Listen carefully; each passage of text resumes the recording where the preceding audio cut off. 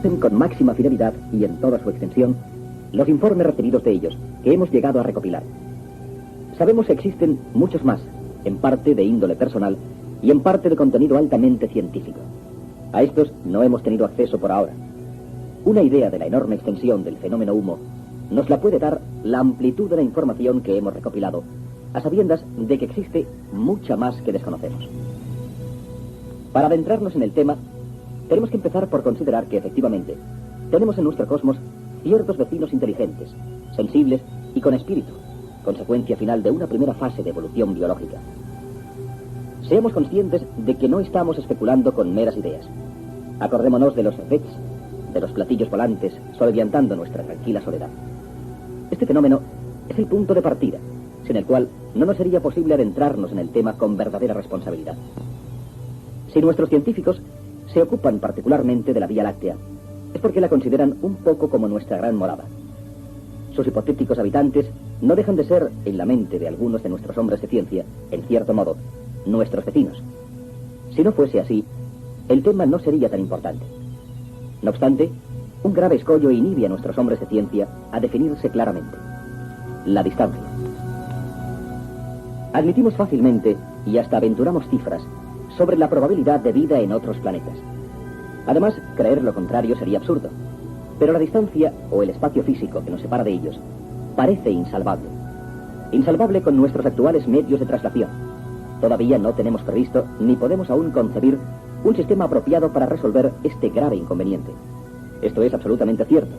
Con cualquiera de los medios de propulsión actuales, aún mejorándolos, la distancia, es decir, el espacio físico tetradimensional, incluida la dimensión espacio-tiempo que separa los astros, es demasiado dilatada para que un hombre pueda salvarla o evitarla, aunque emplee en el empeño toda su vida.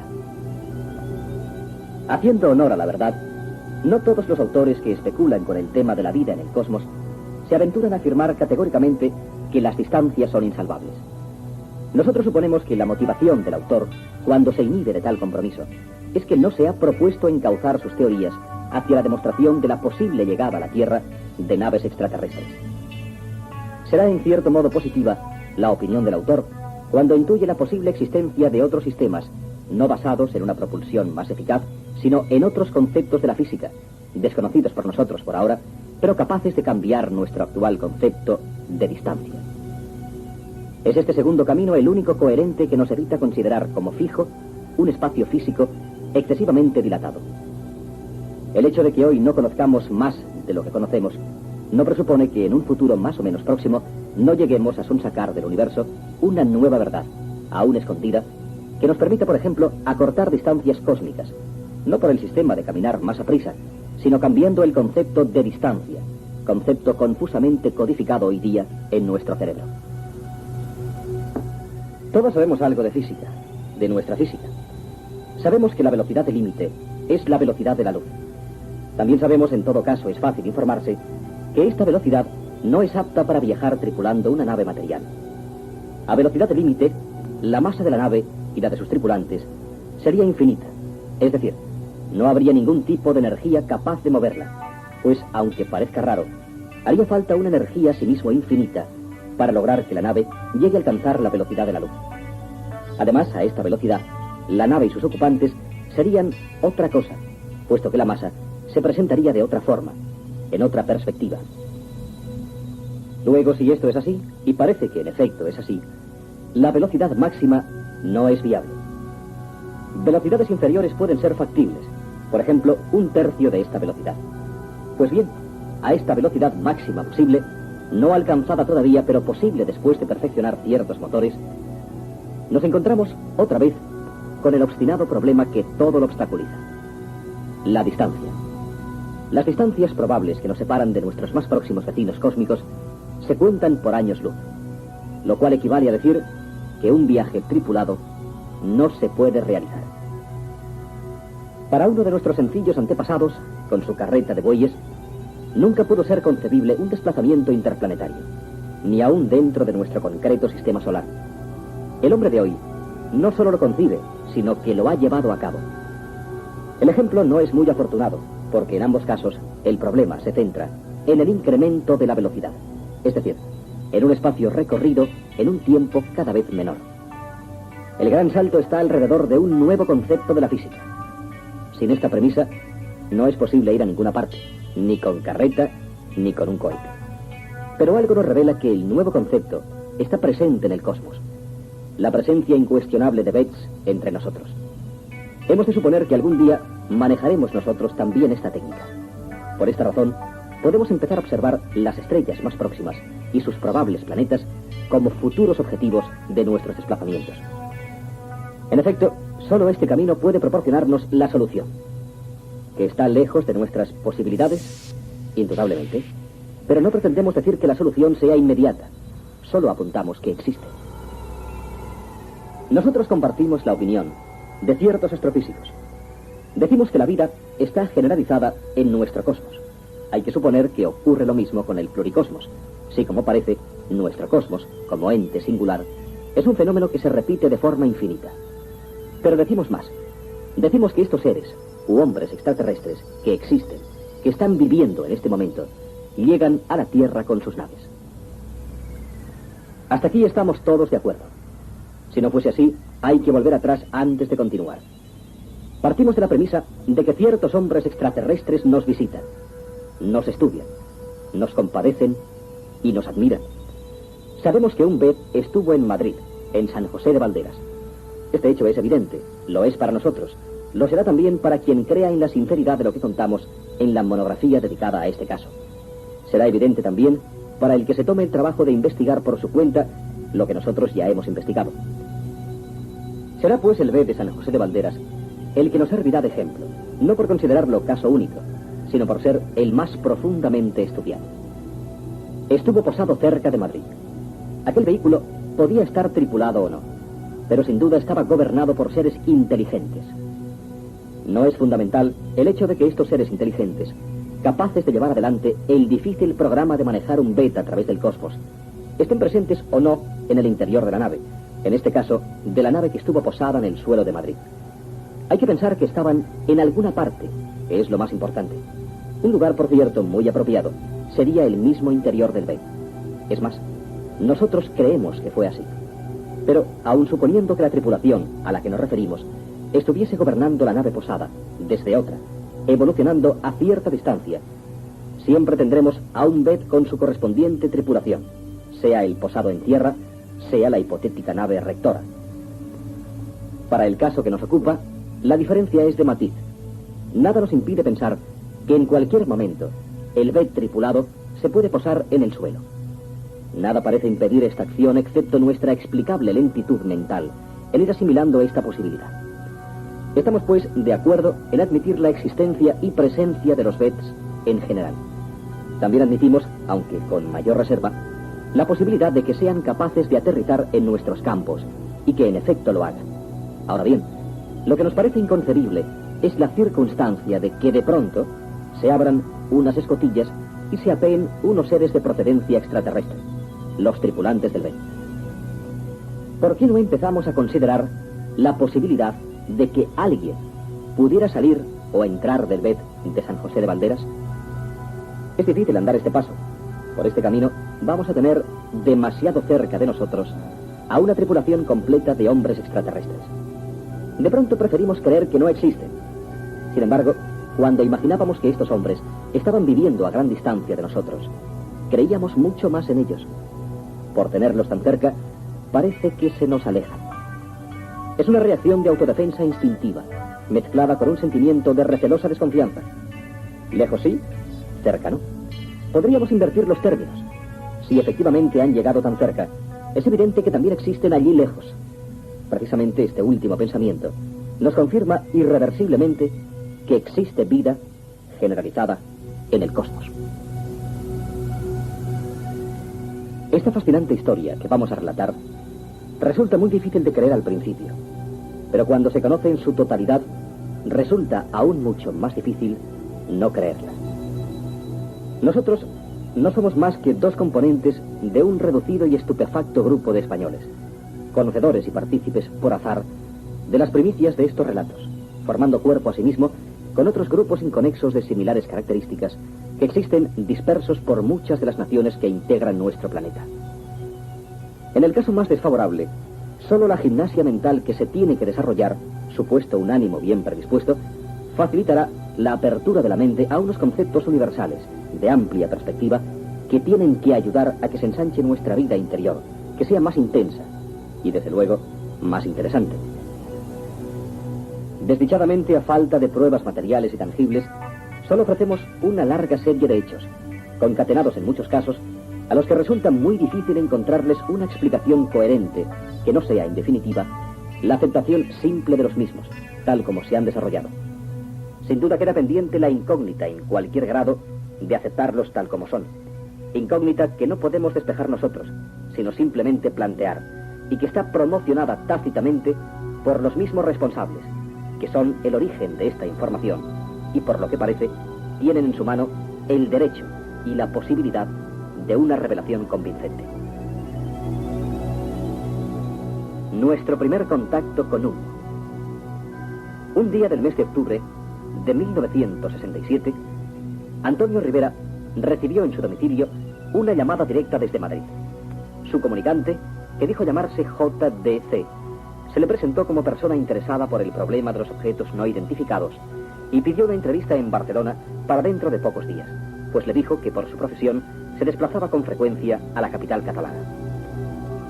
La entrevista se celebró en el bar Cost, situado en las Galerías Condal, en la confluencia de Avenida José Antonio y Paseo de Gracia.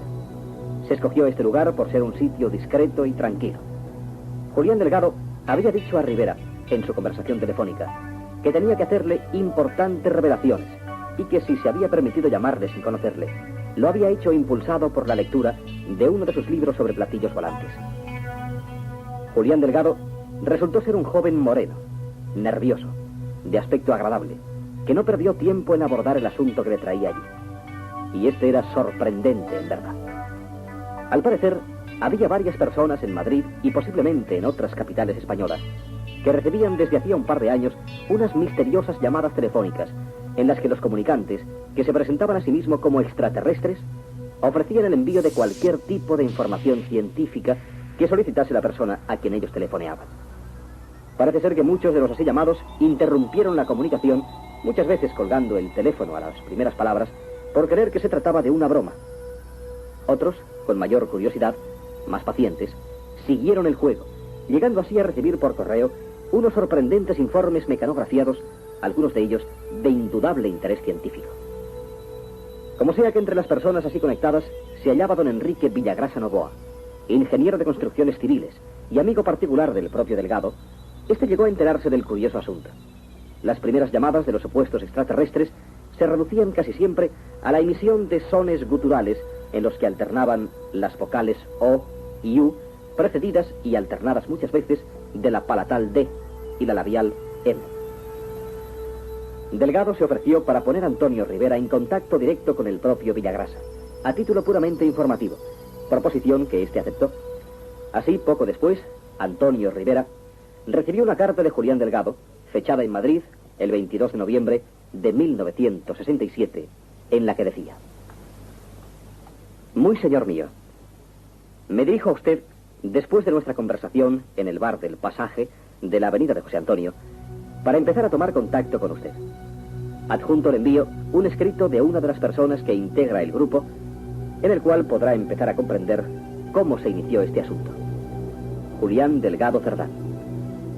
El señor Delgado, industrial madrileño, se refiere en su carta al escrito que el propio Enrique Villagrasa dirigió a Antonio Rivera, fechado el 16 de noviembre de 1967. Extractamos a continuación algunos de los párrafos más interesantes de la carta. Muy señor mío, le supongo enterado por mi buen amigo, don Julián Delgado, en su reciente visita a Barcelona, de las extrañas cosas que me ocurrieron últimamente, relacionadas con unos supuestos seres extraterrestres.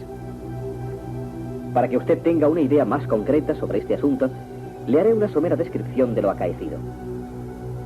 Desde hace bastantes años, he sido muy aficionado a todo lo relacionado con platillos volantes, más científicamente denominados ovnis.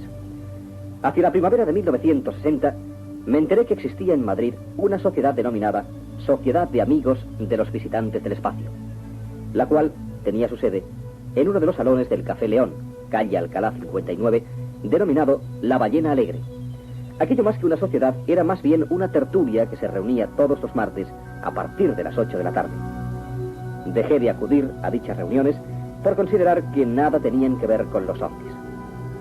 En el mes de febrero de 1966 hubo un aterrizaje en Madrid por la zona de Aluche, que precisamente tanto usted como su colega Marius Yechet recogen en sus últimos libros. Al enterarme de ello por la prensa, empecé nuevamente a asistir a la tertulia antes citada. Ahora se trataban asuntos distintos. El profesor aseguraba que un extraño ser extraterrestre le llamaba por teléfono casi todos los días y le enviaba unos informes escritos a máquina, los cuales me parecieron interesantes. Al principio me imaginé que las llamadas telefónicas eran una ficción, o en todo caso, procederían de algún bromista que trataría de tomarle el pelo al profesor. En cuanto a los informes, pensé que los habría redactado el mismo bromista que le llamaba por teléfono. Como la broma se iba prolongando cada vez más y los informes iban siendo cada vez más complejos y su contenido era totalmente científico, descarté la idea de que pudiera haberlos redactado un simple bromista. Entonces pensé en un grupo de universitarios o en algún paranoico de elevada cultura que trataba de divertirse por este procedimiento. Sin embargo, empezó a producirme gran extrañeza la gran profusión de dibujos en color y de gran perfección que acompañaban a los informes, extremadamente laboriosos y que suponían bastantes horas de trabajo. Comencé entonces a considerar que para broma no tenía razón de ser invertir tantas horas de trabajo, pues llevaban enviando informes mecanografiados todas las semanas durante varios meses. Estos informes estaban escritos en hojas de papel tamaño folio de 21,5 por 31,5 centímetros. Constaba cada uno del orden de 6 a 10 hojas escritas por una sola cara y aprovechando el papel de tal manera que habría unas 52 líneas en cada página, salvo que hubiese dibujos. El autor de estos informes denotaba tener una gran erudición en todos los temas que trataba. Hacia finales de octubre de 1966, me llamaron por teléfono y como yo no estaba, atendió al mismo la sirvienta. Cuando regresé a casa, me dijo que era un señor probablemente extranjero, ya que no había podido entender nada de lo que decía. Unos días después, el 7 de noviembre, me llamaron a las 11 de la noche. La persona que llamaba se limitó a decir de forma monótona algo así como do, humo, humo, do, humo, humo. Parecía como si fuera una emisión radiotelegráfica en un sistema parecido al Morse. A pesar de que yo preguntaba quién era, no obtuve más respuesta que estas extrañas palabras y enseguida colgaron el teléfono. El día 11 de noviembre, al mediodía, recibí una carta compuesta de 2 páginas tamaño folio. Me la dirigía un señor que decía llamarse Da 3, hijo de EIEA 502, sumiso en España a DI 98, hijo de DI 97, a su vez sumiso a Yui, hija de AIM 368, residente en Australia. En esta carta me decía el señor Da 3 que aunque a mí me pareciera imposible, él procedía de un astro frío, denominado en su lengua Ummo, el cual giraba alrededor de un sol llamado por ellos Iumma y por nosotros Wolf 424, situado a un poco más de 14 años de luz de la Tierra. Me indicaba que me llamaría por teléfono para preguntarme el tema que más me gustaba, para enviarme un informe relacionado con el mismo. También aseguraba en la carta que estaba en la Tierra desde el día 28 de marzo de 1950. Asimismo, me indicaba que al mismo tiempo que a mí, también escribía otra carta similar al conocido comediógrafo Alfonso Paso. La llamada telefónica se produjo el mismo día a las 10:30 de la noche y duró 10 minutos.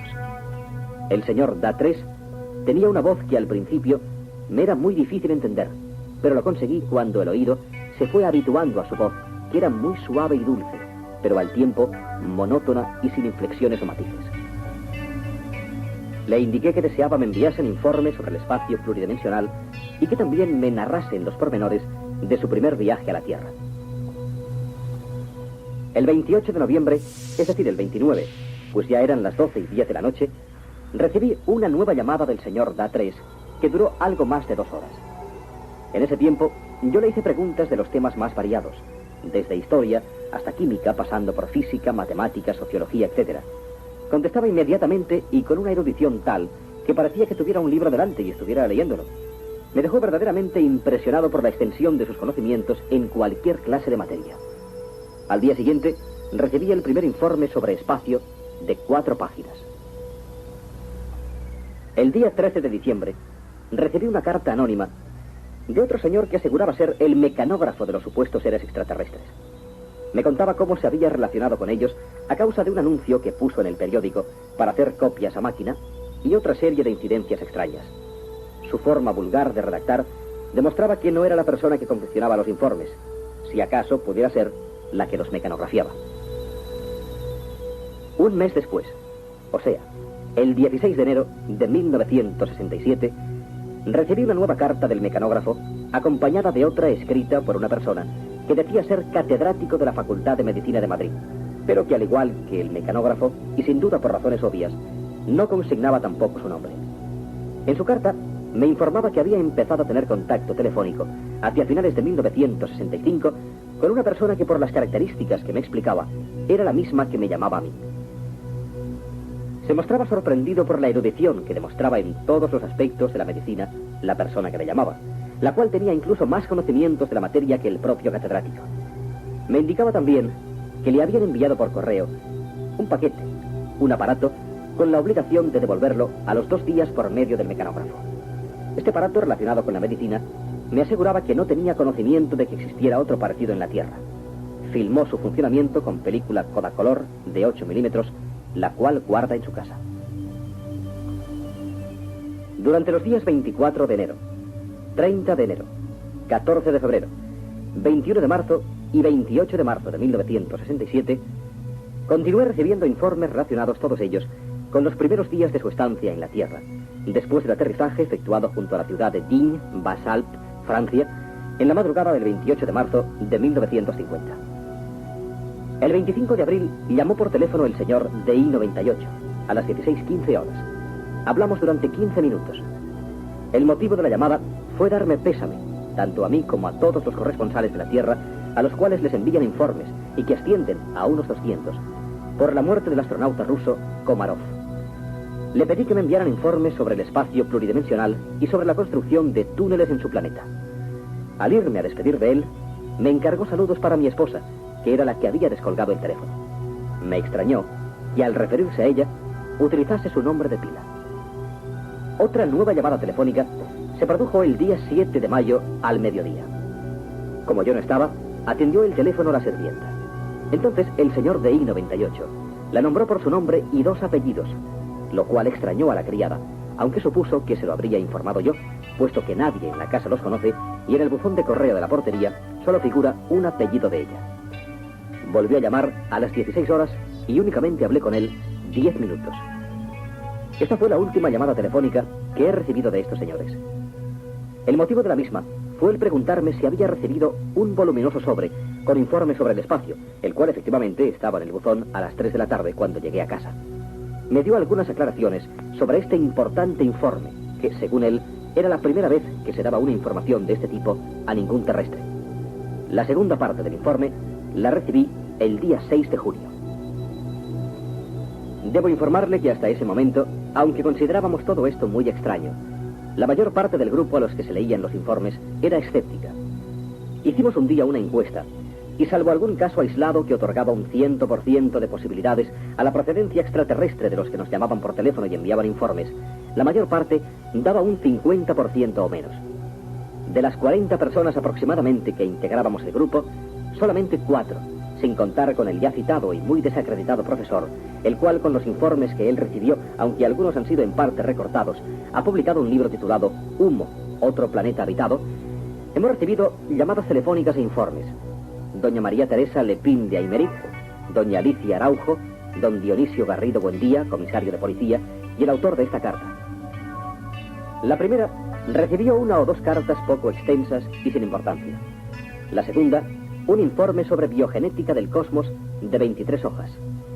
El tercero, bastantes informes sobre parapsicología, astronomía, grabación de sonido, por un procedimiento inédito que no tiene órganos móviles.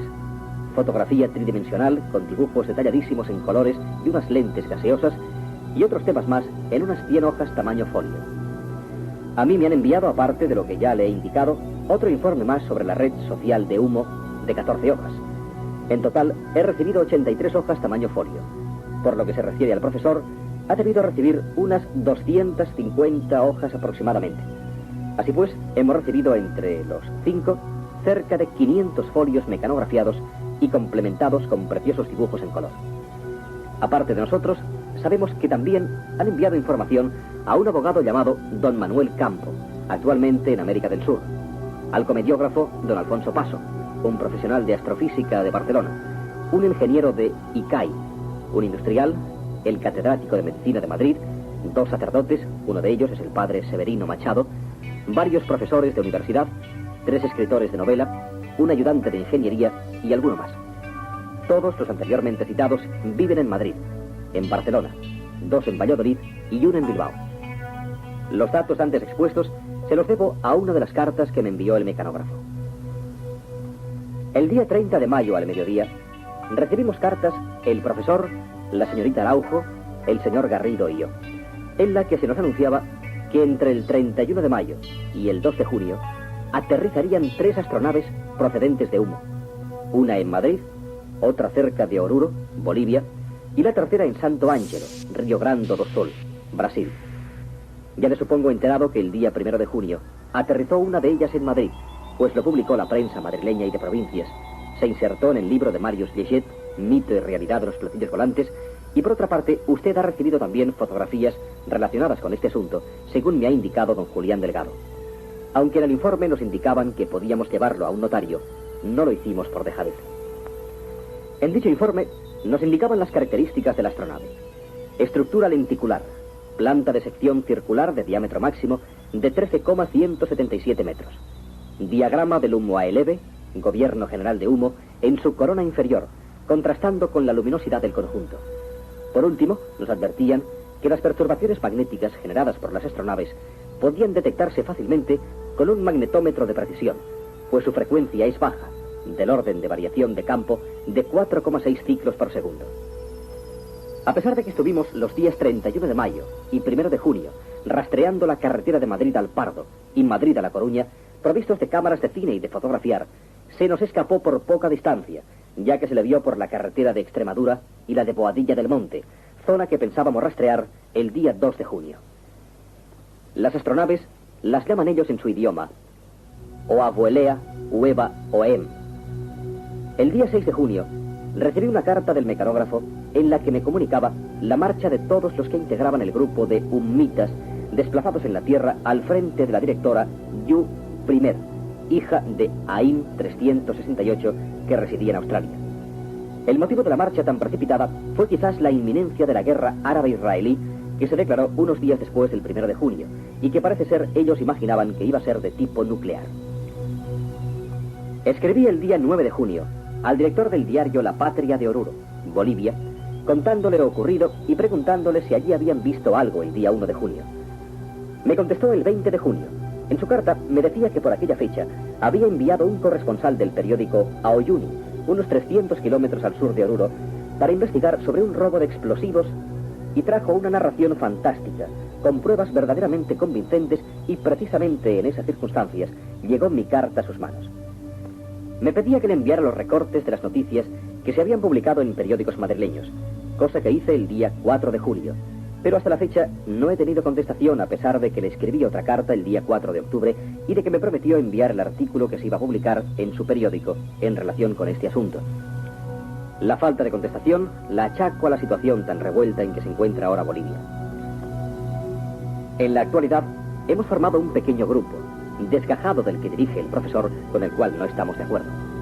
Ahora nos dedicamos a efectuar una investigación seria en todas estas cosas y tratamos de ponernos en contacto con Australia y Canadá, pues en uno de sus informes nos dijeron que existían 2 grupos en aquella nación y uno en esta, aparte de que también en Canadá se han publicado en una revista los informes que recibían.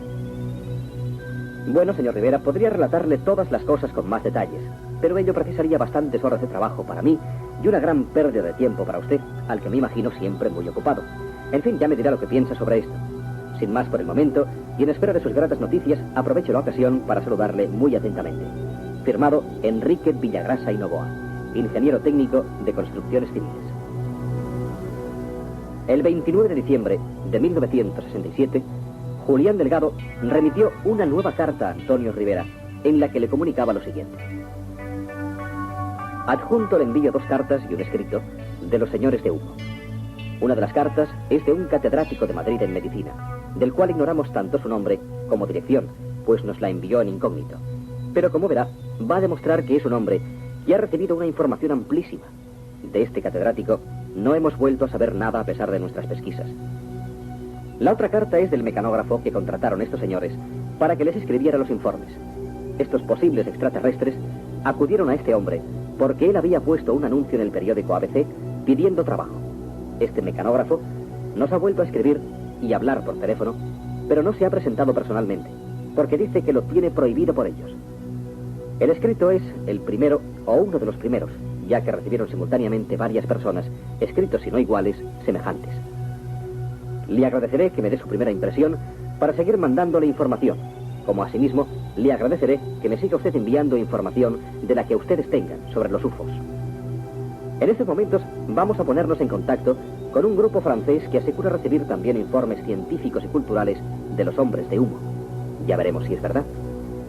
Sin otro particular de momento, pues me encuentro agobiado de trabajo y deseándole un feliz año nuevo, atentamente le saluda Julián Delgado Cerdán. Leemos a continuación la carta del catedrático de Medicina de la Universidad de Madrid que Delgado adjuntaba con la suya. Carta recibida el 13 de enero de 1967. Muy señor mío, considero forzoso una previa presentación, aunque en este primer contacto yo le ruego excuse la omisión de mi nombre, por razones fáciles de adivinar. Soy doctor en medicina y en la actualidad titular de cátedra en la Facultad de Madrid. El 8 del corriente me ha visitado un joven de profesión perito mercantil con quien esta temporada he venido manteniendo una serie de contactos muy singulares. El muchacho me alegó una serie de razones que me parecieron lo suficientemente convincentes como para decidirme a escribirle esta extensa carta y remitir 8 copias más a otros caballeros tan desconocidos para mí como usted mismo. El carácter excepcional de este asunto exige brindarle una referencia a ciertos hechos pasados, al menos los que sin violar la reserva que me he impuesto, por motivos obvios, pueda relatarle. El 18 de diciembre de 1965, un desconocido llamó por teléfono a mi domicilio particular. Como nuestra doncella encontrase ininteligibles las frases escuchadas, tomó el aparato mi esposa, a quien expresaron el deseo de hablar conmigo. Yo no me encontraba en casa durante aquellas horas. Una llamada similar se repitió aquella misma noche hacia las 11. Una repetición de palabras incoherentes. Posteriormente he comprendido su significado. Me impulsó a colgar incomodado el teléfono. No era la primera vez que alguno de mis alumnos encuentra divertido molestarme a horas intempestivas. Pero con fecha 19 de diciembre, el mismo individuo reiteró su llamada, y esta vez con un acento extranjero indefinido, pero articulando perfectamente las palabras en castellano. Se presentó correctamente en términos que me hicieron adivinar se trataba de un colega. No se refirió en principio a su nacionalidad. Deseaba charlar conmigo en torno a un supuesto descubrimiento respecto a la función de los haces de Gall y Bordat y de unos efectos secundarios provocados por la hemisección de la médula, es decir, el síndrome de Brown-Sequard. Su punto de vista resultó tan sugestivo que tras un ameno diálogo que duró sin exagerarle 1 hora larga, le invité cortésmente a tomar conmigo el té al día siguiente. No solo rehusó, sino que su reacción me dejó verdaderamente asombrado, tanto que, con una evidente descortesía por mi parte, colgué bruscamente el teléfono. Mi interlocutor me informaba con desconcertante naturalidad que procedía de un planeta distante de nosotros nada menos que 14 años, y llamado por él algo así como Humo. El incidente me dejó perplejo e intenté imaginar una explicación consecuente con la conducta de mi supuesto colega. Descartada la hipótesis de un alumno bromista, tras la excepcional erudición que mostró poseer en un tema tan amplio como la neurofisiología, podría estimarse que o bien se trataba de un colega con mentalidad paranoide, o de un hombre con un extraño sentido del humor. Olvidé el incidente, que por cierto comenté ampliamente con mi esposa en tono sarcástico, pero a los 4 o 5 días, recuerdo que fue antes de la Nochebuena del antepasado año, nuestro hombre reiteró una vez más su llamada en las horas que precedieron a la cena. Opté por contestarle, influido sin duda por el natural prurito de curiosidad. Me impresionó aún más que la noche precedente la incalculable erudición del misterioso comunicante. Esta vez formulé maliciosamente una serie de preguntas a temas tan diversos como histología, cirugía renal, bioquímica y técnica del diagnóstico electrocardiográfico. Quedé tan impresionado por la concisión de sus respuestas y la precisión en la exposición científica de las mismas, tan confuso y abrumado ante la propia conciencia de mi inferioridad profesional respecto a mi extraño comunicante, que después de felicitarle tímidamente, le insinué que deseaba saber el genuino objetivo de sus llamadas. Él volvió a insistir que procedía de un astro lejano, haciéndome observar que comprendía mi escepticismo, que no trataba de bromear y que rechazase toda idea de interpretar su postura a través de una versión psicopatológica. A continuación, se explayó en torno a los delirios secundarios sintomáticos en algunos síndromes paranoicos, con el fin de demostrarme que los posibles argumentos que intentaran avalar una interpretación diagnóstica de una enfermedad mental carecerían de valor. Yo insistí a mi vez, haciéndole la objeción consecuente de que ningún hombre de ciencia podría aceptar a priori una afirmación de tan acusada trascendencia sin ser avalada por la aportación de pruebas científicas convincentes. Mi interlocutor se mostró comprensivo y satisfecho. Refrendó mi punto de vista con toda naturalidad y ofreció remitirme un aparato o dispositivo técnico relacionado con mi profesión, de cuya existencia en la Tierra yo no pudiera tener la más mínima referencia. Me pidió bajo palabra formal que el equipo le sería devuelto intacto sin que yo intentase acceder mecánicamente a su interior, ni deteriorarlo, y que solo yo y mis familiares más inmediatos pudiésemos manipularlo. Tantas reservas y restricciones me hicieron sospechar la posibilidad de un fraude, pero opté por callarme mis desconfianzas y aceptar verbalmente el compromiso que me exigía.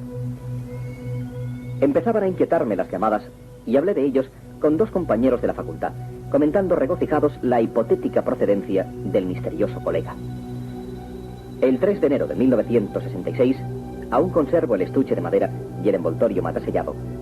Recibí un paquete muestra matasellado en Madrid, envuelto en papel normal de estraza. Con remite, que luego comprobé era falso, y dirección mecanografiada, posteriormente el citado joven perito mercantil me indicó que había sido escrita por él. En su interior venía un dispositivo de forma prismática con bordes redondeados en media caña, al parecer de acero, aunque la superficie recubierta de una capa de esmalte transparente, tan dura que fue imposible rayarla con un cristal de carborundum. Impedía valorar con exactitud el tipo de metal o de aleación utilizado. El aparato tenía unas dimensiones aproximadas de 8 por 8 por 5,3 centímetros. En la parte superior aparecía una especie de pantalla cuadrada, al parecer de vidrio o plástico muy duro, de color opalino. Me llamó la atención que el metal o aleación del estuche parecía fundirse con esa lámina translúcida de la pantalla sin visible solución de continuidad. La base o plano inferior del aparato presentaba 5 orificios, uno de ellos cuadrado, los restantes de sección circular y de distinto calibre. Una carta adjunta, sin firma y también mecanografiada, con texto en español, contenía una serie de instrucciones para hacer funcionar el pequeño equipo. Era necesario colocarlo encima de un paño poroso, fieltro o espumoso, poliestireno expandido, por ejemplo. Había que acercarse al estuche y pronunciar, sosteniendo las vocales, el diptongo IA. Con cierto recelo, opté por hacer la prueba. Todo aquel asunto me parecía incoherente y extraño, aunque pasó por mi mente la idea de que podía tratarse de un artefacto explosivo con excitación acústica. Rechacé al instante la idea como excesivamente pueril y novelesca. Sin embargo, creí prudente llevarme el aparato a la facultad y no comunicar mis temores a mi esposa. Recuerdo que era lunes y época de vacaciones. Pedí al conserje las llaves del laboratorio y estuve examinando y midiendo las dimensiones de aquella caja, aunque no me atreví a meter ninguna herramienta por las perforaciones que aparecían en el dorso. Tampoco se oía la marcha de ningún dispositivo en su interior. Examinados los orificios a la luz de una lámpara, no se distinguía parte de algún mecanismo. En el fondo de uno de ellos, y colocada axialmente, parecía apreciarse algo así como una fina aguja plateada o cromada. Por fin, me decidí a experimentar las instrucciones. Coloqué el extraño dispositivo sobre una bayeta de limpiar el polvo, la única que encontré un poco limpia, y pronuncié las vocales ante la pantalla, tal como me aconsejaba la nota adjunta. Tuve que repetirlo otras 2 veces cambiando la posición de la boca. De repente, se encendió la pantalla tan bruscamente que instintivamente me alejé del aparato. Allí aparecía una imagen evidentemente estereoscópica, de gran profundidad. Aquello parecía una preparación microscópica, aunque me llamó la atención que, al contrario de lo que ocurre con la visión a través del ocular de un microscopio vulgar, los distintos planos del profundo campo visual no estaban desenfocados, observándose con toda nitidez detalles en todos sus puntos. Desde luego, me fue imposible identificar la naturaleza de la imagen que se movía activamente sobre la pantalla. Una masa viscosa parecía fluir transversalmente a gran velocidad.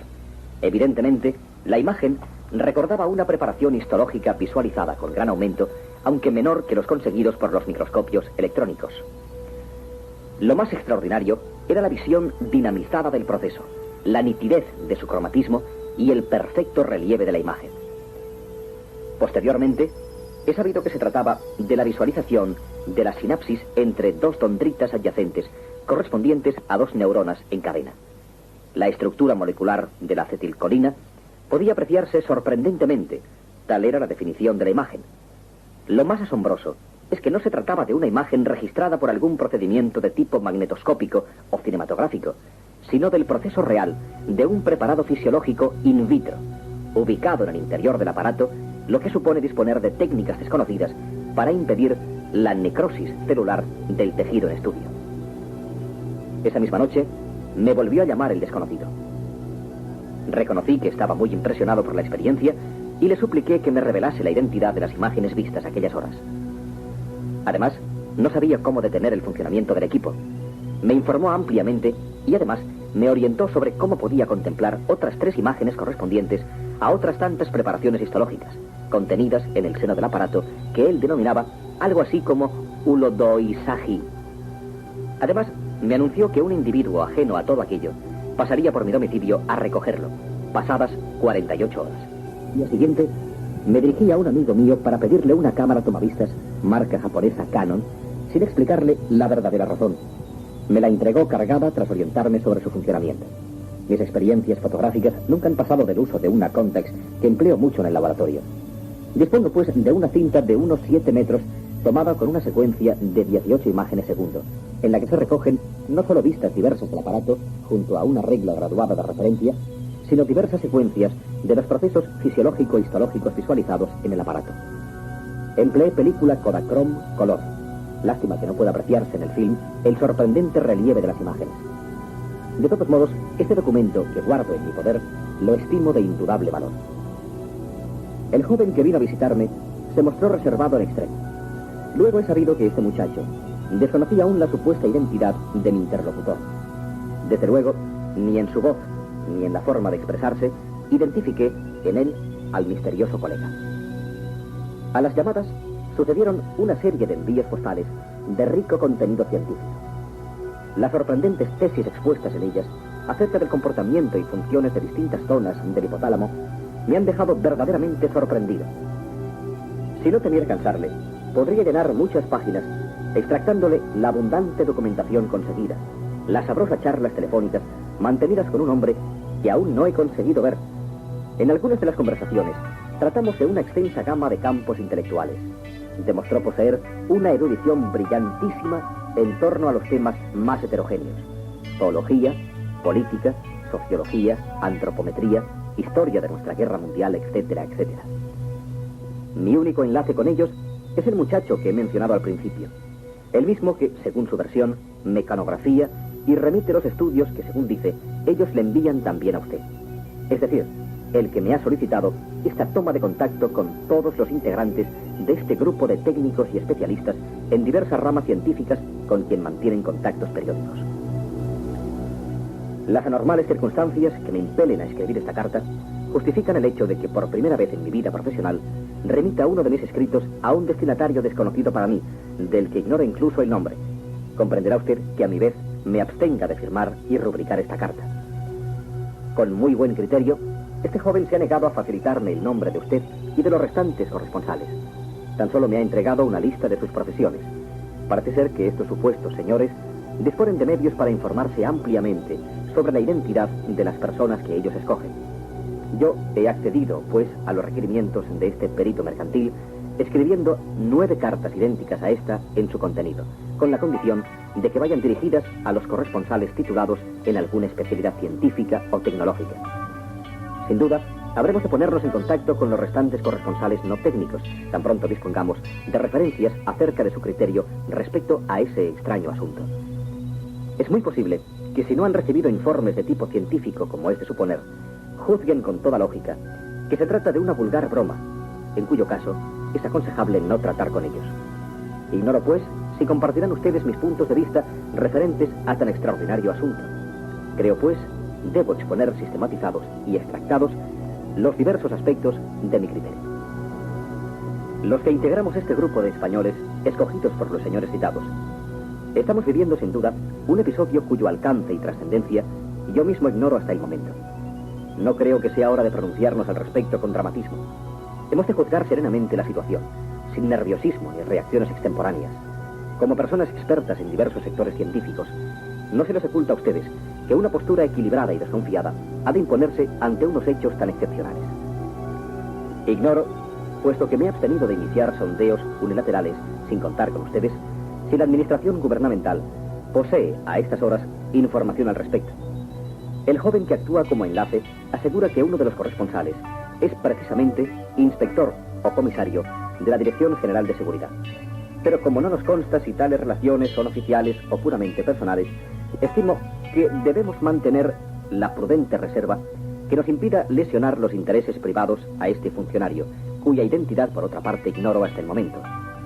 Sin perjuicio de que, en su día, obtenida su filiación, consideremos la conveniencia de mantener una entrevista con él para sondear su punto de vista y confirmar la hipótesis de sus funciones como delegado del gobierno español con este grupo misterioso que nos ocupa. En uno de los estudios remitidos por los supuestos hombres de humo, se hacía mención a un famoso cardiólogo norteamericano, como hombre que recibía de ellos otra serie de informes científicos. Tras localizar su identidad y domicilio, le remitió una prudente carta exploratoria con fecha 4 de marzo de 1966, que me fue contestada el 3 de marzo del mismo año, y que también guardo, como es lógico, en mi dossier de este asunto, como un nuevo y valioso testimonio. En su amable contestación, comienza por mostrarse sorprendido de que un médico español como yo haya entrado en contacto con estos señores de humo.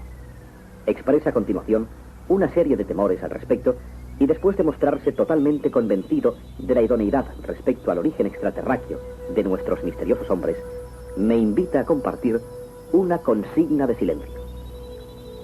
Lamento discrepar con mi ilustre colega yanqui respecto a estos dos últimos puntos de vista, por enjuiciarlo faltos de matices. Sin embargo, su testimonio constituye una prueba de indudable solidez respecto a que sus actividades no se circunscriben tan solo al área de la península ibérica, como yo creía en un principio.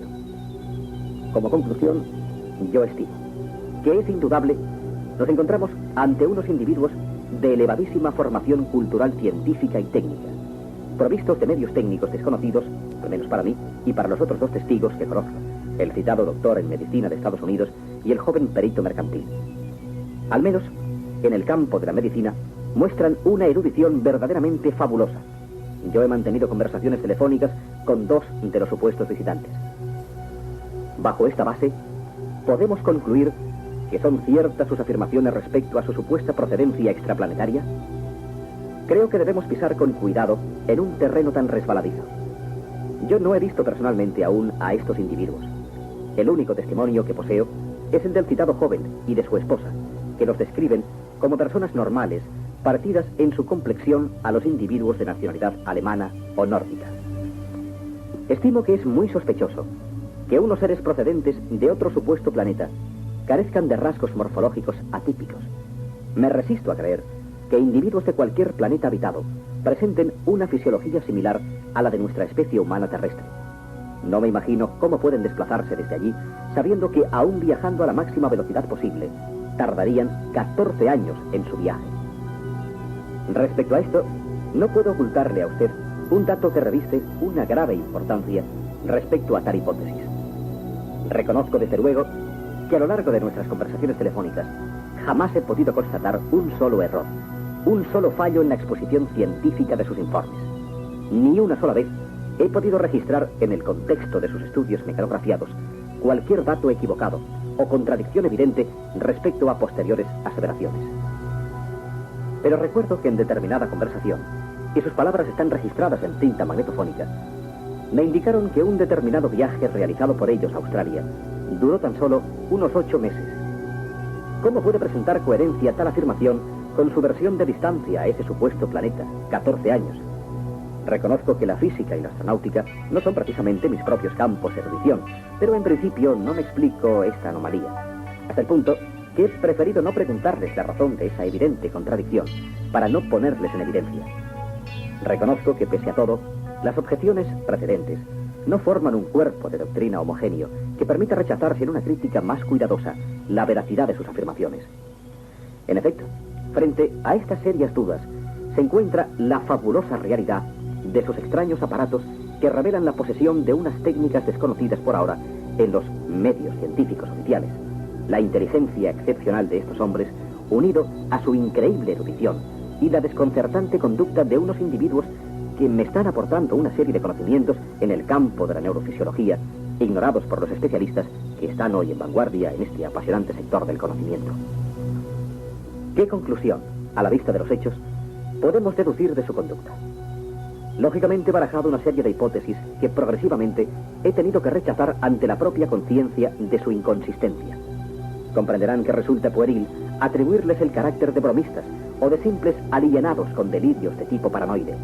Tampoco resiste la más leve crítica catalogarlos como miembros de alguna organización o secta secreta, y de su conducta no puede jamás inferirse que pertenezcan a determinado cuerpo de una potencia extranjera que opere secretamente en otras naciones. Debemos, pues, mantener mucha cautela antes de aceptar cualquier hipótesis hasta que, pasado más tiempo, sus reacciones nos ofrezcan más sólidos argumentos con que enjuiciar su identidad. Por otra parte, abrigo serias dudas de que nuestro gobierno esté informado sobre sus actividades como opina nuestro joven amigo. Una noticia de tal trascendencia acaba por filtrarse a través de los departamentos administrativo-técnicos y trascender rápidamente. Me he ocupado de hacer algunos sondeos en este sentido y no he obtenido el menor dato que pueda corroborar esta posibilidad. A la vista de todos estos hechos, y como supongo que ustedes, como yo, puedan estar interesados en la resolución de este genuino enigma, estimo que podríamos concertar en mi domicilio o en otro lugar adecuado una reunión confidencial. En ella, previo intercambio de informaciones y criterios, puesto que es muy lógico esperar que entre todos aportemos datos desconocidos para los restantes componentes del grupo, enjuiciaríamos la oportunidad de enviar un informe detallado a la administración estatal, con la aportación de cuantos datos y pruebas testificales tengamos en nuestro poder. Huelga indicar que el envío del informe estará condicionado a la consecución del quórum de los asistentes, que será preciso cerciorarnos de que estos supuestos hombres de humo no nos dirijan previamente una prohibición formal al envío de este informe, y que considero necesario invitar a la reunión a los escritores, periodistas, etcétera, de los cuales tengamos noticia que han mantenido contacto con ellos. Considero obvio advertirle que la opinión pública no debe tener acceso a esta información, y en este punto coincido con el criterio de mi respetable colega norteamericano. El vulgo, como ustedes saben, adoptaría una postura de estúpido escepticismo o se entregará a manifestaciones exaltadas de credulidad, de histerismo colectivo e incluso valoración supersticiosa de los hechos. Espero, pues, dirigirme a usted en un futuro inmediato sin necesidad de esta prudente reserva y anonimato, tan pronto nuestro joven perito me facilite los nombres de todos nosotros, gesto que parece ser depende de una previa autorización que él espera le sea otorgada por ellos. Deseo terminar esta larga memoria saludándole afectuosamente, sintiendo de veras no conocerle, para poder dialogar ampliamente con usted. Esta carta será entregada al muchacho reiteradamente citado para que la haga llegar a su poder.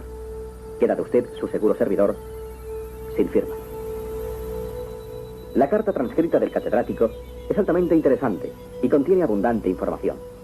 En ella se alude también a un proyecto de reunión entre los destinatarios de los informes, obra del anónimo secretario de los hombres de humo. Esta reunión, que el catedrático deseaba limitar únicamente a científicos, no llegó a celebrarse, pues los hombres de humo se enteraron del proyecto y se opusieron a él con firmeza. Todos nuestros intentos por localizar al mecanógrafo aludido han resultado fallidos. En un momento determinado de su extraordinaria aventura, este hombre, sencillo y de formación cultural limitada, como se trasluce por sus cartas, sintió el deseo acuciante de ponerse en contacto con las personas a las cuales remitía los informes que le dictaban sus misteriosos visitantes. Llegados aquí, consideramos necesario ceder la palabra al propio mecanógrafo, para que nos exprese de primera mano y en su lenguaje cómo empezó su sorprendente experiencia. Para ello, transcribimos íntegra la carta que dirigió a don Enrique Villagrasa, recibida por dicho señor el 12 de diciembre de 1966. Señor don Enrique Villagrasa, Madrid. Muy señor mío. Ante todo, deseo presentarme, puesto que no tengo el gusto de conocerle. Yo soy el señor residente en Madrid que escribe a máquina lo que esos señores que dicen proceder del planeta Humo me dictan. Ellos se han marchado de España con carácter urgente. Me dijeron que regresarían tal vez antes de principio de año y me rogaron escribiese unas excusas a varios de los señores residentes en 4 capitales españolas con los que se cartean. No me dieron más instrucciones, ni siquiera me indicaron dónde marchaban. Tan solo me exigieron que no diese mi nombre, cosa que yo mismo cumpliría sin advertírmelo antes. Me rogaron les dijese que seguirían comunicándose a su vuelta con ustedes. Como ellos no me lo han prohibido, yo aprovecho la ocasión para escribir detenidamente a varios de los señores a los que enviamos estudios y cartas cuando ellos se encuentran aquí. Comprenderá usted que estaba deseoso al menos de poder comunicarme con ustedes por carta. Alguna vez he pensado en llamar por teléfono o hacer algo para vernos todos y tratar de este asunto, pero ¿cómo lo tomarían ellos? Al principio solo escribíamos a 2 señores. A muchos solo hemos escrito cartas y enviado a lo más un estudio, pero ciertos señores no debían hacer caso, pues por lo que cogía en conversación y por el tono de las cartas, dudaban, y con razón, de que este asunto sea serio. Mire, este asunto no me deja dormir hace meses. Ya estoy dentro y dudo sobre el camino a tomar. Por una parte, ellos me remuneran bien, y yo no he observado nada inmoral ni delictivo. Por otra parte, mi señora, como es natural en las mujeres, usted me comprende si es casado, se pone muy nerviosa, pues está asustada. Ella cree que es un asunto de espionaje. Yo mismo reconozco que no puedo prever las consecuencias futuras de este asunto. Yo creo que deberíamos reunirnos todos y poner en claro todo esto a espaldas de ellos. No se trata de traicionarles, eso no sería capaz yo de hacerlo después de cómo se han portado, ni de denunciarlos. Además, el gobierno debe conocer este asunto y lo calla. ¿Sabían ustedes que yo mismo he escrito dictado por ellos varias cosas a un señor que es comisario de policía y ellos deben hablar con él por teléfono por la forma en que le escriben? ¿Y sabía usted que un catedrático de la Universidad, Facultad de Medicina, no solo recibe estudios sobre fisiología, sino que él mismo me ha llegado a dar cosas para ellos? Personalmente, yo conozco a 2 de ustedes, el citado profesor de medicina y otro señor al que ellos escriben mucho y que ha visto él mismo unas fotografías maravillosas que me dieron para que se las enseñara. Estos lo callarán porque no quieren tal vez que les tomen por locos, pero demasiado saben que tras esto se esconde tal vez lo más grande que está sucediendo en España estos días. A usted le han escrito poco, pero hay señores que están recibiendo folios y folios durante meses. Estos 2 que le he citado. La historia mía de todo esto es larga y no puedo escribírsela en pocas cuartillas. Por ello, debíamos reunirnos todos, por lo menos los de Madrid, y que los de Barcelona, los 2 señores de Valladolid y el de Bilbao, nos expresasen su opinión por escrito si no pueden desplazarse. Yo estoy pensando la forma, aunque prefiero esperar algunos meses más hasta ver en qué para este asunto. Al primero que conocí fue al más alto de ellos. Se llama DA número 3. Ellos se denominan con una palabra y un número. Mi cuñado quería como trabajo extra hacer copias a máquina. Y como no tiene teléfono, me pidió se pusiese el mío y yo recibiese los encargos. Un señor con voz de extranjero me llamó y dijo que vendría. Yo le dije cuando le recibí en casa que en realidad yo escribo muy mal a máquina, pero él me pidió suplicándome fuera a mí mismo el que me dictase, pese a que le aseguré que yo era más lento y que la máquina es vieja. Insistió dándome un billete. Yo le dije que era excesivo y que él ignoraba el tipo de remuneración que se da para estos trabajos. Aseguró que lo sabía perfectamente. Así empezó lo que está resultando lo más asombroso que estoy viviendo. Mi señora se dio cuenta enseguida de lo que pasaba y me pidió no los recibiésemos. Ellos al principio se hacían pasar como médicos de Dinamarca, pero yo vi enseguida que tras esto había algo, pues un médico no dicta cosas de matemáticas y de electrónica y de geología y de astronomía. Pero lo que empezó a hacerme sospechar era que, aunque abrían la boca como todos para hablar, a veces no estaba sincronizado el mover los labios con el habla que salía de la garganta. El día que dictándome una carta para un señor que era profesional de astrofísica de Barcelona, me dictó que él procedía de un planeta llamado Humo, me quedé tan helado que tuve una dificultad enorme en seguir. Al fin comprendía todo. Me encontraba sin duda ante un loco, Eran verdaderos dementes y me di cuenta que mi señora había acertado por esa intuición que tienen las mujeres. Ella no creía que lo fueran, pero adivinó que aquello era anormal. Yo seguí escribiendo sin saber qué hacer. Vi que era mejor disimular y, cuando se fuera, poner una denuncia para que me aconsejase. Pero cuando acabó de dictarme, me suplicó le escuchase y tuvimos una larga conversación. Me di cuenta que aquel hombre tenía una cultura fabulosa. Me razonó su procedencia de una manera tan lógica que quedé asombrado. Deseché ya la primera idea de que se trataba de unos locos, pero comprenderá que no podía creer así como así que fueran de otro mundo. Tengo mi cultura. Por entonces, además, ponían un programa en la televisión que veíamos todos los viernes en casa de unos vecinos, llamado Objetivo Indiscreto, y me figuré que se trataba de esto. Tuvimos fuertes discusiones, mi mujer y yo. Además estaba mi cuñado, que iba con frecuencia, y empezaba a extrañarse, y también mi madre política. Me pagaban, además, mucho más de lo que gano en la oficina. Era un verdadero conflicto. No podía contarlo para que se burlaran de nosotros. Uno de los días que vino, el que luego he sabido es director de ellos, acabó por convencerme. No solo estaba enterado de las discusiones con mi mujer, de lo que me pidió excusas, sino que me enseñó un aparato que me dejó asombrado, pues se veía como en una pequeña pantalla plana las imágenes de mi pequeño despacho como en relieve y un color extraordinario. Me veía a mí moviéndome como si fuese una pantalla de cine en miniatura. Estos señores tienen una cultura impresionante. Yo he llegado a conocer asuntos relacionados con la contabilidad y mecanización de oficinas que ni en los libros hubiera soñado aprender. Además, soy aficionado a la música clásica. Es impresionante la cultura musical que posee el director, que se llama DI número 98. Hablan de 1000 cosas como si fuesen una enciclopedia viviente. Reconozco que de matemáticas apenas sé lo que estudié en la escuela de comercio, pero ellos me han dictado folios y folios con signos matemáticos que a mí me parecen de alta matemática, pues además se los mandaban a un catedrático de la Universidad de la Facultad de Química, a quien desde hace tiempo ya no escribimos. Y lo mismo de geología y de ingeniería. A un ingeniero le estábamos escribiendo hasta el último día que estuvieron antes de marcharse. Un estudio sobre pavimentaciones lleno de curvas, gráficas y fórmulas. ¿Cómo quieren ustedes que yo no crea ya? Yo estoy seguro que estamos viviendo algo grandioso, que si saliera a la luz pública va a ser revolucionario. Pero ¿nos lo permitirá el gobierno, que yo ya estoy casi seguro que lo sabe? ¿Estoy haciendo bien en callar? ¿Nos pedirán responsabilidades por alguna cosa? Si lo contamos por otra parte, ¿no creen ustedes que nos tomarán por locos?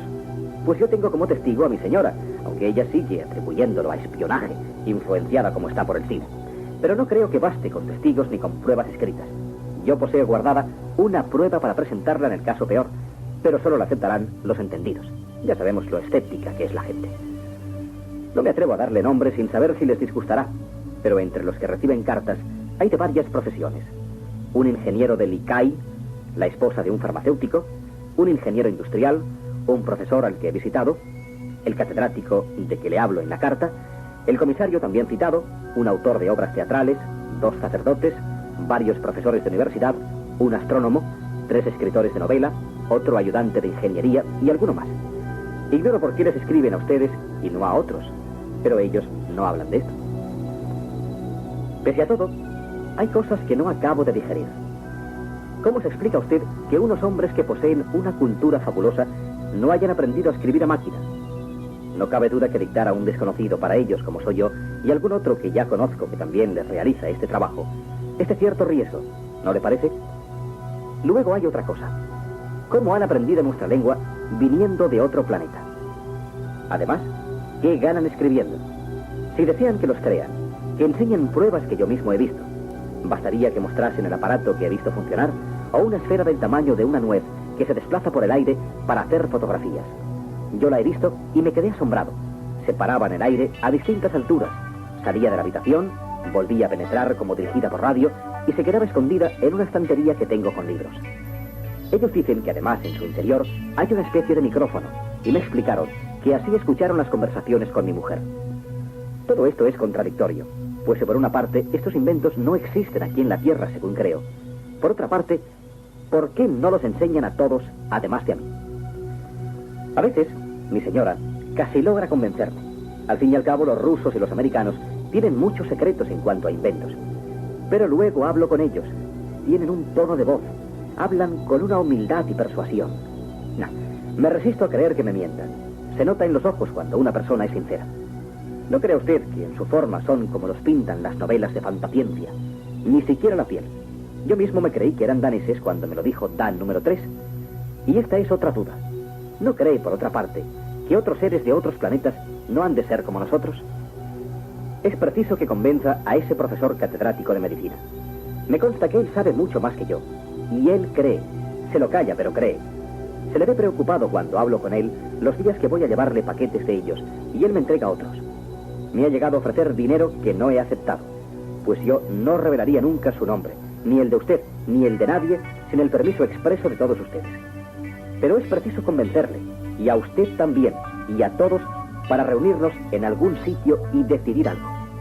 O estamos siendo víctimas de algún complot extraño, o como creo, estamos viviendo algo que será trascendental para la humanidad. Pues ellos, por lo visto, se cartean con otras personas en todo el mundo. Mire usted, yo mismo llevé unas fotografías a un señor cuyo nombre no puedo revelar. Era incrédulo. Quedó tan sorprendido que llamó a su familia para que las viera. Es algo difícil de explicar. Tenían una profundidad y un color fabulosos. Pues bien, desde entonces ellos me han dictado muchas cartas para él. Y yo estoy seguro que es uno de los que también creen. ¿Es que vamos a estar todos locos o qué? Hay más cosas. A raíz de revelarme ellos su identidad, empecé a comprar libros que tratasen de platillos volantes. Yo siempre creí que sería cosas de periodistas. Pues bien, ni en uno solo encontré referencias a ese planeta humo. Pero he encontrado un texto llamado El enigma de los platillos volantes.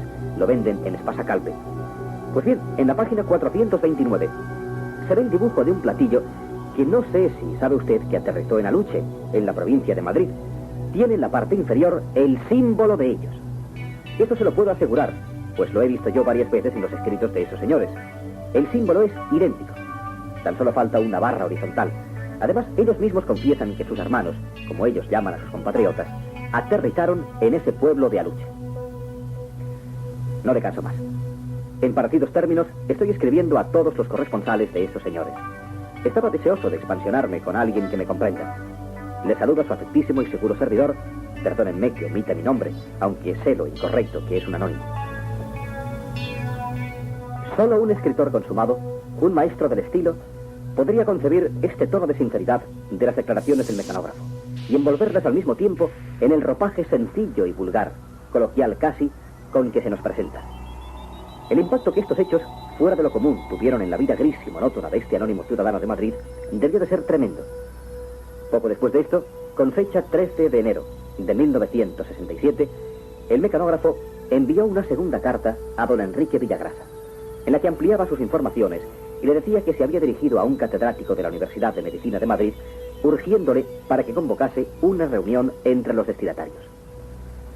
Después de exponer lo que antecede, el mecanógrafo decía lo siguiente: por si hubiera poco lío con este asunto, ahora salta diciendo este señor que él no cree seguro que estos señores vengan de humo. Yo reconozco que al principio tampoco lo creí, y que así por las buenas, si a una persona se lo dicen en frío, o creerá que están locos, como me pasó a mí, o que están gastando una broma de mal gusto. Incluso me parece natural que a una persona, porque la llamen por teléfono y que le digan muchas cosas de gran cultura y erudición, no vaya a creerse una cosa tan fantástica, pues el que más y el que menos ha leído novelas de fantasciencia y estamos a cabo de muchas cosas, y más aún los españoles, que somos difíciles de engañar. Pero es que a mí me consta ya a estas horas que estos hombres son extraordinarios. Yo he visto dos de sus aparatos que son algo extraordinarios. Yo he visto una pequeña esfera como de acero con 3 agujeros moverse y quedar quieta en el aire como conducida por radio, y mi esposa es testigo de que una conversación que yo tuve en la intimidad fue escuchada por ellos. Que alguien intente decirme que yo no he visto, y mi esposa, unas fotografías fantásticas que representaban una parte anatómica del cuerpo humano a todo color y con relieve. Y tengo además como testigo de esto a un señor de Madrid al que yo mismo fui a ver por orden de ellos, y cuando aún no sabía yo quién eran ellos y de dónde venían. Y recuerdo perfectamente que este señor, cuyo nombre me callo, pero cuya dirección sé, puesto que ellos le mandan muchas cartas, enseñó estas fotos a sus familiares. Yo podría mentir, pero todos no nos vamos a poner de acuerdo. El catedrático mismo reconoce que le mandaron un aparato que yo no he visto, pero que yo mismo devolví en una caja a estos señores de humo, y le creo perfectamente después de las cosas que he visto y oído. Entonces, ¿qué más pruebas quiere este señor? O yo soy retrasado mental, o no comprendo lo que piensa respecto a ellos. Por una parte, dice que no cree que sean de un planeta de humo, puesto que su forma de vestirse, su cara y sus manos son como los de la Tierra. Pero luego dice que descarta que sean unos guasones, unos locos, o sean de una organización de espías. Pues que nos diga entonces, en buena lógica, qué son si no son alguna de estas cosas. Por otra parte, reconoce que su colega de América del Norte cree en ellos, y yo mismo he visto la correspondencia que ha mantenido con él y sus traducciones en español del inglés. ¿Es que también ese médico especialista del corazón va a dejarse engañar? Yo creo que lo mejor es llamar las cosas por su nombre, al pan pan y al vino vino, y dejarnos de rodeos para no admitir lo que está claro como el agua a estas alturas. A mí lo que acabó de convencerme es lo del platillo volante de aluche que cayó en este pueblo de Madrid. Yo había visto el anagrama de ellos mucho antes, y que por cierto es así. Ver figura número 1. Pues bien, la prensa y un libro que se titulaba El enigma de los platillos volantes, cuyo autor es un tal Antonio Rivera, han publicado la relación de los hechos y los testigos vieron ese mismo anagrama. Si usted empieza a hilvanar todas estas pruebas, reconocerá que son demasiadas para pensar que todo ello sea una broma o fraude o cosa de unos chalados. Es lo que le pasará a usted si los ha oído hablar o al recibir sus escritos, si luego lo cuenta, le dirán que usted se lo está inventando y que la carta la ha escrito usted o que está loco. Por eso lo mejor, ante los demás, es callarse, pues encima sale uno perdiendo. Es lo que yo hago. Ahora bien, lo que no comprendo ya es el escepticismo de mi esposa y el de este señor catedrático. Mi mujer los ha visto, y ha visto cosas sorprendentes, y no hay quien la saque de su manía de que se trata de espías o qué sé yo. Pero al menos ella no tiene la cultura de un doctor catedrático. ¿Qué pruebas más quiere este señor después de lo que le han dado? Como toda prueba para dudar que ellos vengan de humo, dice que no es posible que vengan de allí, que dista 14 años luz en unos solos meses. Claro, como él no ha hablado con ellos más que de medicina, ¿qué va a enterarse? A mí, que sin tanta ciencia tuve la humildad de preguntárselo, me dieron una explicación satisfactoria, que no está en desacuerdo con las teorías de Einstein. Él dice que no ha querido preguntárselo, para no ponerlos en evidencia, pues que lo pregunte y se lo explicarán. Ellos no tardarán en regresar, y aquí en Madrid hay otros 2 que ya he conocido, pero que tan solo han redactado una carta. El caso es que este catedrático acaba por reconocer que no está tampoco seguro de que no sean de humo. ¿En qué quedamos? Digo yo que lo más lógico es creer o no creer, pero eso de no comprometerse es muy cómodo. Luego, si todo esto fuera falso, puede decirse, ya lo decía yo. O si, como yo ya no lo dudo, se comprueba la verdad de estos extraterrestres, estoy seguro que dirá, ya lo dejaba yo entrever. Con lo cual, seguro que así no se puede equivocar. Por lo demás, estoy de acuerdo con él, así como que se celebre esta reunión, a la cual, aunque con evidente descortesía por su parte, cosa que reconozco me ha dolido, él no hace mención de invitarme cuando tengo tanto derecho como todos ustedes. Lo que no puedo es, por razones morales, dar todavía los nombres hasta que ellos me lo autoricen. Además, tengo que contar antes con cada uno de ustedes, para lo cual llamaré por teléfono a usted también. Pues puede ocurrir que algunos no deseen asistir por guardar el incógnito o porque crean que todo esto es una mentira. Le saludo a su afectísimo y seguro servidor. Por lo que hemos comprendido, los hombres de humo estaban realizando por aquellas fechas un test con nuestra sociedad en todo el mundo. Y en el caso que nos ocupa, concretamente aquí en España, con compatriotas nuestros. Este test, realizado a escala microsocial, servía a los hombres de humo para completar un ciclo de información que ellos están obteniendo de nuestra civilización. Por esta razón, es aventurado efectuar una crítica del mismo, basada en nuestra propia lógica y conocimientos, porque no alcanzamos a comprender exactamente la finalidad del mismo. En alguna ocasión, nos han dicho a través de sus informes que tienen suficiente para llevar adelante sus investigaciones con esta clase de estudios sobre nuestras reacciones y nuestro comportamiento. Han elegido por corresponsales a hombres y mujeres de distintas clases sociales y niveles intelectuales. Sabemos que este mismo experimento se realizó al mismo tiempo que en España y en otros países, concretamente en el Canadá, Australia y Francia, y parece ser que corresponsales suyos existen en los Estados Unidos, Alemania, Italia, Rusia y Polonia. Los informes que estaba recibiendo el grupo español estaban siempre mecanografiados y remitidos por correo normal desde Madrid y desde varias estafetas de correos por el referido mecanógrafo madrileño. Nos consta que existía un segundo mecanógrafo que ejercía las mismas funciones que el primero, pero que nos es desconocido por ahora. Conocemos personalmente a 3 de los primeros corresponsales que han recibido informes y son Enrique Villagrasa, del que ya hemos hablado, Dionisio Garrido y Alicia Araujo. Con posterioridad, varias personas más y también los autores han recibido comunicación escrita de los hombres de humo. Sabemos asimismo que también Fernando Sesma Manzano es corresponsal de ellos y aunque no le conocemos personalmente, mantenemos una interesante correspondencia con él. Fernando Sesma es además sobradamente conocido por sus repetidas charlas en la televisión y radio y sus intervenciones en la prensa. De la carta de Enrique Villagrasa se desprende que había al principio unos 20 corresponsales en España y según la carta del catedrático de Medicina de Madrid, un colega suyo norteamericano recibió también información legítima de humo. Enrique Villagrasa, nuestro buen amigo y uno de los principales protagonistas de esta apasionante historia, en una ocasión, movido por la inquietud lógica que le impulsaba a la investigación, escribió a varios centros que él conocía en Canadá, dedicados especialmente al estudio de los ovnis. Recibió respuesta a todas sus cartas. En todas se desconocía a humo. Recibió otra carta, una que no esperaba. Esta carta no procedía de ninguna agrupación específica relacionada de una forma pública con el estudio de los ovnis. Procedía de un restringido grupo canadiense, precisamente corresponsales en Canadá de los hombres de humo, que advertían a Villagrasa que no debía hacer tan ostensible y extensa publicidad de un tema que ellos guardaban con tanto recelo y precaución. Los corresponsales canadienses criticaron al grupo español por la superficialidad con que trataban la cuestión. No obstante, su carta era ni más ni menos que la confirmación de que en Canadá estaba ocurriendo lo mismo que en España. Esta es la carta del Canadá, con su español defectuoso.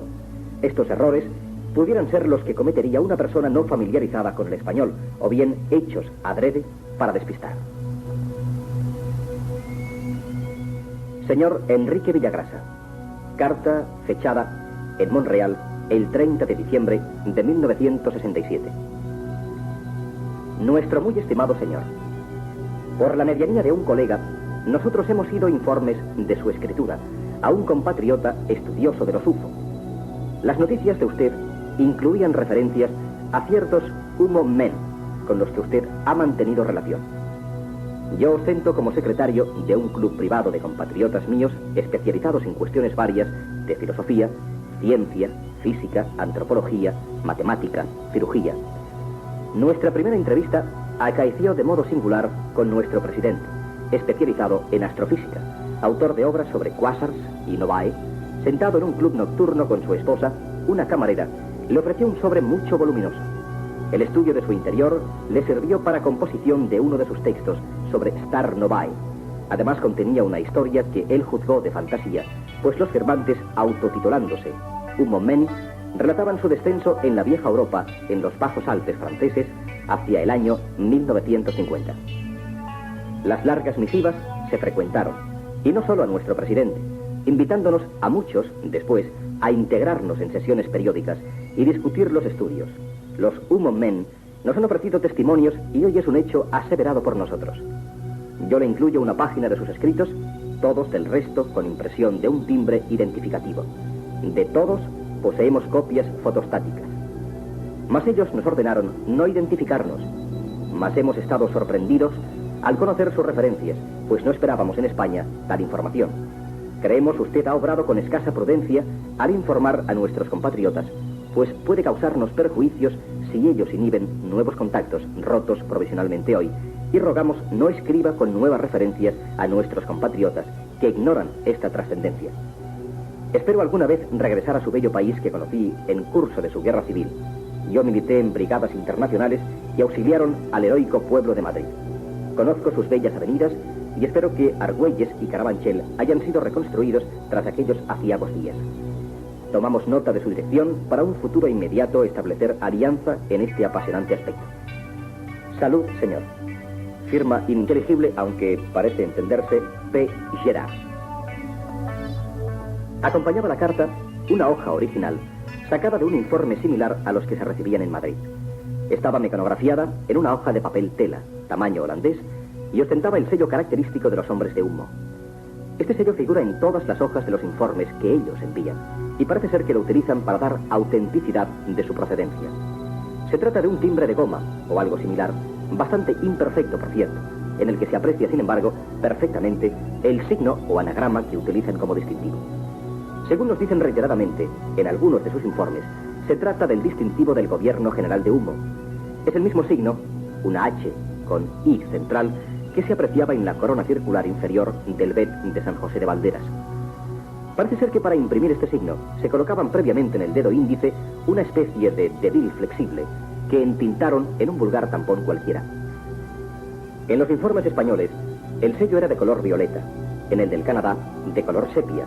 Unos informes muy posteriores de Berlín, por una parte, llevaba sello en rojo, y de Australia, por otra parte, sello de color verde. En el borde superior del informe canadiense iba marcado en relieve el mismo dibujo. La relación entre los supuestos hombres de humo y el grupo español se hacía cada vez más extensa, más digna de consideración y estudio. Las intervenciones esporádicas del mecanógrafo a través de su elocuente correspondencia son interesantísimas por sus aclaraciones complementarias. Después de un estudio semántico, vemos que se trata de una persona sencilla y sincera. Se produjo un nuevo hecho desconcertante. El día 30 de mayo de 1967, Enrique Villagrasa, Alicia Araujo, Dionisio Garrido y Fernando Sesma recibieron unas comunicaciones vía mecanógrafo en las que se anunciaba la llegada a la Tierra de 3 de sus astronaves. Vamos a ofrecerles la lectura del informe recibido por don Enrique Villagrasa. De su puño y letra, en el informe, en la copia del informe, figura la siguiente inscripción. Recibido el día 30 de mayo de 1967 por la mañana y leído a las 10 de la noche. Humo Eleve, idioma español. Número de copias, 3. Con distinta redacción, pero en parecidos términos, han sido remitidas las siguientes notas. Número de copias, inglés 4, francés 2, eslavo checo 1, italiano 1. Señor, una petición de Fernando Sesma Manzano fue satisfecha comunicándole que en el curso de estos meses del año terrestre 1966-67 se preveía la llegada de una de nuestras Oauelea Ueva Oem astronaves. Nos es imposible prever con excesiva antelación las condiciones óptimas para estos desplazamientos. Tales condiciones van ligadas a especiales características del espacio físico que en otras ocasiones hemos expuesto didácticamente. Nosotros las denominamos uxagixo, puede traducirse por isodinámicas.